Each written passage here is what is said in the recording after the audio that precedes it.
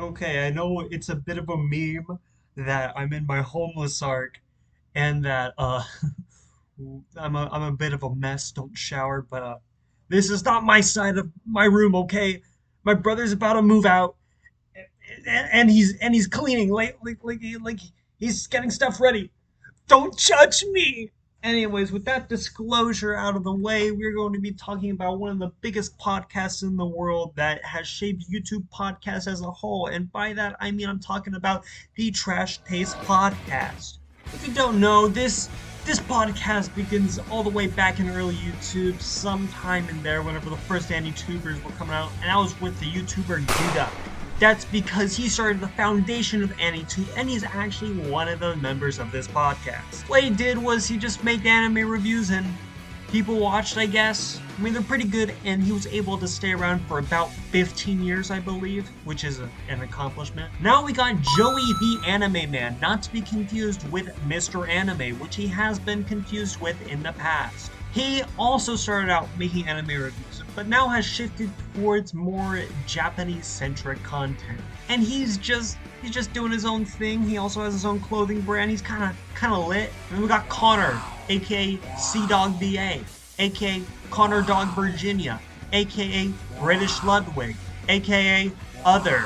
And what Connor does is he's a voice actor. He started out doing that, making Black Butler things on his channel, but then eventually shifted to doing variety content. He does some stuff around Japan.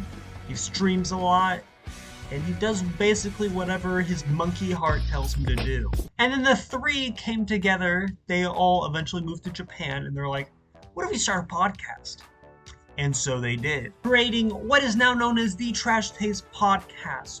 And it instantly exploded on the scene. It is one of the biggest podcasts. One thing that I would like to contribute about that is because it came out at around the start of the pandemic. Now, I don't think the boys have addressed this part of their success, but for me personally, I discovered all of them throughout COVID because I saw episode 5 recommended. I was like, well, this looks interesting. I'm gonna go see it. But I was like, well, I'm not gonna start at episode 5. I might as well start at episode 1. And it was pretty decent, and I continued watching, and now we're on episode 154 as of this recording. And my god, has the lore gotten pretty complicated. And what do I mean by the complicated lore? Well, one day, there was an earthquake that happened at the Trash Taste Studios.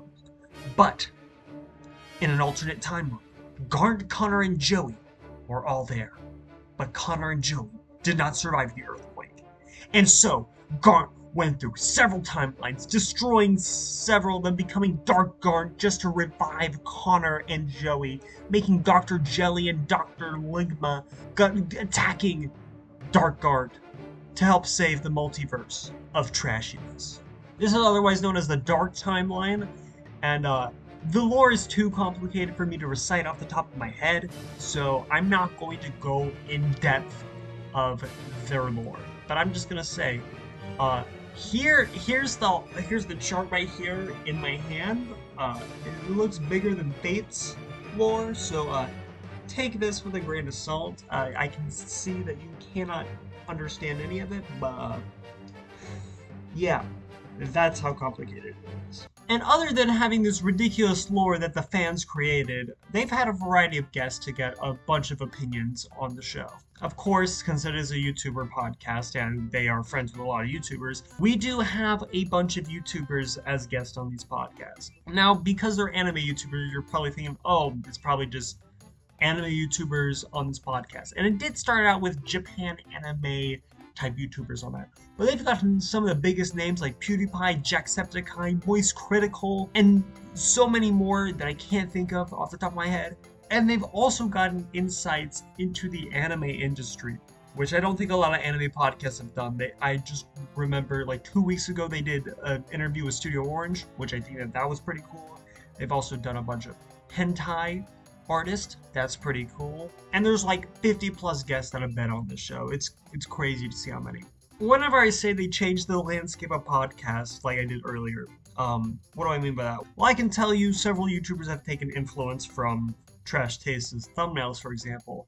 Things like the Safety Third podcast and The Yard for sure have taken that. I remember some Chuckle Sandwich thumbnails were like that as well. It's just a lot of YouTubers being like, the three things kind of work, so we're going to steal Trash Taste's branding. And the reason why I think people look at the Trash Taste podcast for influence is because of how big it has gotten. It has like over 1 million subscribers, with each Trash Taste episode at least getting 500k views, and that is unheard of with podcasts.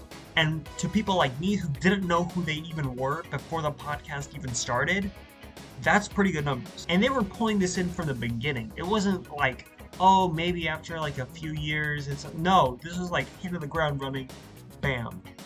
And they're still going strong. Like every week they have not missed a week, and they've done several specials as well.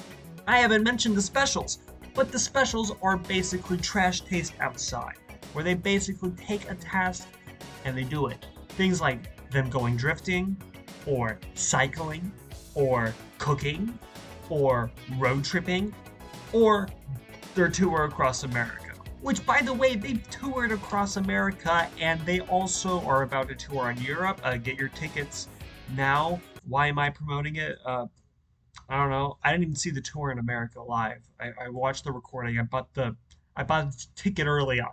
I'm a dedicated Trash Taste fan. I'm a Patreon. Look at this. Look at the credits. Who do you see there? Oh, you see my name. Yeah. You wanna know why? Because I am a die-hard Trash Taste Apari wearing lover. That's me.